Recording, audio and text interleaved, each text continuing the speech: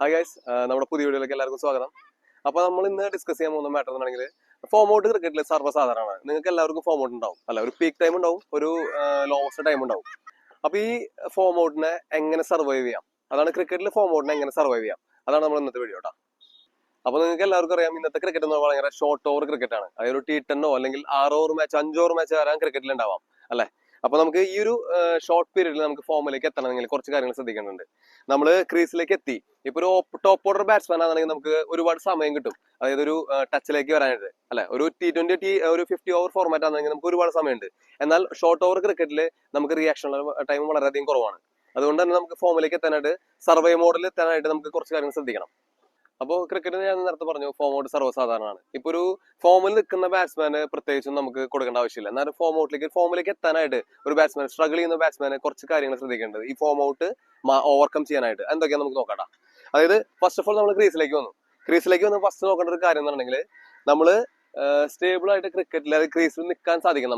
നമുക്ക് എത്രത്തോളം നമുക്ക് സ്റ്റെബിലിറ്റി ഉണ്ടോ അത്രത്തോളം നമുക്ക് കോൺഫിഡൻസും പോസിറ്റിവിറ്റിയും ക്രിക്കറ്റിൽ ഉണ്ടാവും. ക്രീസിലേക്ക് എത്തിക്കഴിഞ്ഞാൽ നമ്മൾ സ്റ്റാൻസ് എടുത്തു കഴിഞ്ഞാൽ നമുക്ക് ഒരു ബോൾ കളിക്കാനായിട്ട് നമുക്ക് ബാലൻസിൽ നിൽക്കാനായിട്ട് സാധിക്കണം. അതായത് ബാലൻസിൽ നിൽക്കാനായിട്ട് സാധിച്ചു കഴിഞ്ഞാൽ നമുക്ക് ഭയങ്കര ഒരു പോസിറ്റീവ് എനർജി ആകും ഫീൽ ചെയ്യാം.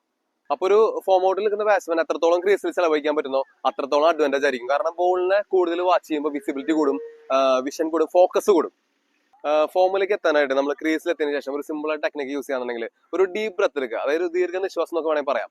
നമ്മൾ ക്രീസിൽ എത്തിയതിനു ശേഷം ഒരു ഡീപ് ബ്രത്ത് എടുത്തു കഴിഞ്ഞാൽ നമ്മുടെ ഫോക്കസിലെല്ലാം ബോളറിലേക്കും അല്ലെങ്കിൽ ക്രിക്കറ്റിലേക്കും മാത്രമായിരിക്കും. നമ്മുടെ ഔട്ട്സൈഡുള്ള ഫോക്കസിലെല്ലാം മാറി ഒരു ബോളറുടെ കയ്യിലെ ബോളിന്റെ റിലീസിന്റെ സമയത്തേക്കോ അല്ലെങ്കിൽ നമ്മൾ ബാറ്റിംഗിൽ എങ്ങനെ ഫോക്കസ് ചെയ്യണം ആ ഒരു ഫോക്കസിലേക്ക് മാത്രം ഇതിലൂടെ നമുക്ക് ബാറ്റ്സ്മാനെ കോൺസെൻട്രേറ്റ് ചെയ്യാൻ പറ്റും. ഈ ഫോം ഔട്ടിനെ സർവൈവ് ചെയ്യാനായിട്ട് നമ്മൾ ക്രീസിലെത്തി നമുക്ക് റിയാക്ഷൻ ടൈം വളരെയധികം കുറവായിരിക്കും. അത് കളിക്കുന്ന ബോളുകൾ വളരെയധികം കുറവായിരിക്കും. അതുകൊണ്ട് തന്നെ ഇപ്പൊ ഒരു ടോപ്പ് ഓർഡർ ബാറ്റ്സ്മാൻ ആണ് ഫോം ഔട്ട് എന്നുണ്ടെങ്കിൽ അത് സർവൈവ് ചെയ്യാനായിട്ട് ഏറ്റവും ബെറ്റർ എന്നുണ്ടെങ്കിൽ നമ്മൾ ഞാൻ നേരത്തെ പറഞ്ഞു, ക്രീസിലൊന്നും നമ്മൾ സ്റ്റേബിളായി നിന്നിട്ട് ബോൾ കണ്ടതിന് ശേഷം മാത്രം നമ്മൾ ഷോട്ട്സിനെ ട്രൈ ചെയ്യുക. ഇന്നൊരു ബോൾ, അതായത് ഒരു ഓവർ പിച്ച് ആയിക്കോട്ടെ, ഷോർട്ട് ബോൾ ആയിക്കോട്ടെ, ആ ഒരു ബോൾ നമ്മൾ പ്രീ ഡിറ്റർമിൻ ചെയ്തിട്ട് ഒരിക്കലും കളിക്കരുത്. അതായത് ഇപ്പൊ ചില ബാറ്റ്സ്മാൻ വിചാരിക്കും കളിക്കുമ്പോൾ ഫസ്റ്റ് ബോൾ ഒരു ഓവർ പിച്ച് വരട്ടെ, നമുക്കൊരു 6 അടിച്ചാൽ നല്ലൊരു സ്റ്റാർട്ട് ആയിക്കോട്ടെ, അങ്ങനെ ഒരിക്കലും വിചാരിക്കരുത്. ഫോം ഔട്ടിൽ നിൽക്കുന്ന ബാറ്റ്സ്മാൻ ഫോമിലേക്ക് എത്താനായിട്ട് നമ്മൾ ചെയ്യേണ്ട ഒരു കാര്യം, ഓവർ പിച്ച് ആയിക്കോട്ടെ, ഫുൾ ടോസ് ആയിക്കോട്ടെ, അല്ലെങ്കിൽ ഷോർട്ട് ബോൾ ആയിക്കോട്ടെ, ഏതൊരു ബോൾ ആയിക്കോട്ടെ, ആദ്യത്തെ ഒരു 4-5 ബോൾ നമ്മൾ എത്രയും നേരം ക്രീസിൽ നിൽക്കുന്നോ അത്രയും നേരം നമുക്ക് കോൺഫിഡൻസ് ആയിരിക്കും. ഷോർട്ട് ബോൾ എന്ത് ബോൾ ആയിക്കോട്ടെ, ഞാൻ കുറച്ച് ഡെമോ കാണിച്ചു തരാം.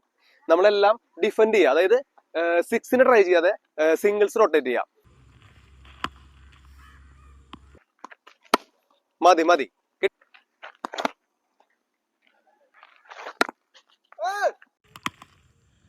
നമ്മൾ എത്രത്തോളം സിംഗിൾസ് റൊട്ടേറ്റ് ചെയ്യുന്നോ അത്രത്തോളം നമ്മൾ ക്രീസിൽ സ്റ്റേബിളായി നിൽക്കുകയാണ്.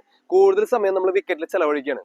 അപ്പൊ തന്നെ ഒരു ബാറ്റ്സ്മാൻ കോൺഫിഡന്റ് ആയിരിക്കും. ഞാൻ നേരത്തെ പറഞ്ഞു, ഫോമിലേക്ക് തിരിച്ചു വരാനായിട്ട് ചിലപ്പോൾ ഫസ്റ്റ് ഓഫ് ഓൾ നമ്മൾ വന്ന് നിൽക്കുമ്പോൾ വരുന്ന ഒരു ഷോർട്ട് ബോൾ ആയിരിക്കാം. അപ്പൊ നമ്മുടെ മൈൻഡ് ഡിസ്റ്റർബ്ഡ് ആവും. ആ ഷോർട്ട് ബോൾ അല്ലേ അടിക്കാമെന്ന്. അപ്പോൾ ഡബിൾ മൈൻഡ് ആണ് മെയിൻ ആയിട്ടുള്ള പ്രശ്നം. ആ ഒരു ഡബിൾ മൈൻഡ് ടെൻഡൻസി വന്നാൽ നമുക്ക് ഫോമിലേക്ക് ഒരു 6 അടിക്കാനോ അല്ലെങ്കിൽ ഒരു ബൗണ്ടറി അടിക്കാനോ ഈവൻ ഒരു സിംഗിൾ എടുക്കാനോ നമുക്ക് കോൺഫിഡന്റ് ആയിട്ട് ചെയ്യാൻ പറ്റില്ല.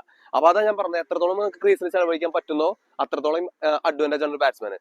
ആദ്യത്തെ ഒരു 4-5 ബോൾ ഡിഫെൻഡ് ചെയ്യുക, ഒരു സിംഗിൾസ് മാത്രം റൊട്ടേറ്റ് ചെയ്താൽ മതി. നമുക്കൊരു എന്തായാലും ടോപ്പ് ഓർഡർ ഇറങ്ങുന്ന ഒരു ബാറ്റ്സ്മാന് സിംഗിൾസ് റൊട്ടേറ്റ് ഈസി ആയിട്ട് പറ്റും അല്ലെ. ചിലപ്പോൾ ഒരു നല്ലൊരു ബോൾ ആയിരിക്കാം ബോളർ എറിയുന്നുണ്ടാവുക, ആ ഒരു ബോളർ അറ്റാക്ക് ചെയ്യാൻ നോക്കാതെ നമ്മുടെ ടൈമിന് വേണ്ടി വെയിറ്റ് ചെയ്യുക.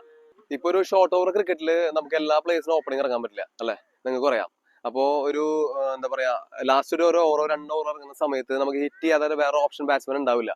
ആ സമയത്ത് എന്ത് ചെയ്യണം, ആ സമയത്ത് നമ്മൾ അത്രയും ലൂസ് ബോളിന് വേണ്ടി വെയിറ്റ് ചെയ്യുക. അല്ലാത്ത ബോള് റൊട്ടേറ്റ് ചെയ്ത് മാറാം. അത് ആ സെയിം പ്രൊസീജിയർ ആണ് ആ സമയത്ത് ചെയ്യേണ്ടത്. എന്നാൽ മാത്രമേ നമുക്ക് കോൺഫിഡന്റ് ആയിട്ട് ബാറ്റ് ചെയ്യാൻ സാധിക്കും. അപ്പൊ ഞാൻ നേരത്തെ പറഞ്ഞു, ടോപ്പ് ഓർഡർ ബാറ്റ്സ്മാൻമാർക്ക് ഒരുപാട് ടൈം കിട്ടും ഈ ഫോം ഔട്ട് സർവൈവ് ചെയ്യാനായിട്ട്. അതായത് സിംഗിൾസ് റൊട്ടേറ്റ് ചെയ്യാം, അവരവരുടെ ബോളുകൾ സെലക്ഷൻ നടത്തിയിട്ട് ബാറ്റ് ചെയ്യാൻ പറ്റും. എന്നാൽ മിഡിൽ ഓർഡറോ അല്ലെങ്കിൽ എന്താ പറയാ വാലറ്റക്കാരല്ലേ, അവസാനം ഇറങ്ങുന്ന ബാറ്റ്സ്മാർക്ക് ഫോം ഔട്ടിന് സർവൈവ് ചെയ്യാൻ അവർക്കും ഒരു ചാൻസ് വേണം അല്ലെ. അതെന്താ ചെയ്യാന്നുണ്ടെങ്കിൽ, അവസാനം ഇറങ്ങുന്ന ബാറ്റ്സ്മാർക്ക് ചിലപ്പോൾ ഒരു 1-2 ബോളാവും കിട്ടുക. ആ ബോൾ അടിക്കാതല്ലാതെ വേറെ ഓപ്ഷൻസ് ഇല്ല അവർക്ക്. അപ്പോൾ ചെയ്യേണ്ട കാര്യം എന്നുണ്ടെങ്കിൽ, ഓൾറെഡി ഫോം ഔട്ടിലുള്ള ബാറ്റ്സ്മാൻ ആണെന്നുണ്ടെങ്കിൽ അത് അടിക്കാൻ നോക്കാതെ, ഞാൻ പറയാം 100% ഇപ്പോൾ ജയിക്കേണ്ട സിറ്റുവേഷൻ ആണെന്നുണ്ടെങ്കിൽ നമുക്ക് ട്രൈ ചെയ്യണം. അല്ലെങ്കിൽ നമുക്കൊരു എന്താ പറയാ, ഒരു ഫസ്റ്റ് ഇന്നിങ്സ് ആണ്, ചേസ് ചെയ്യേണ്ട സിറ്റുവേഷൻ അല്ല, അങ്ങനെ ഒരു സേഫ് സോണുള്ള സിറ്റുവേഷൻ ആണെന്നുണ്ടെങ്കിൽ 100% സിംഗിൾസ് തട്ടി റൊട്ടേറ്റ് ചെയ്യുക എന്നുള്ള കാര്യം ശ്രദ്ധിക്കണം.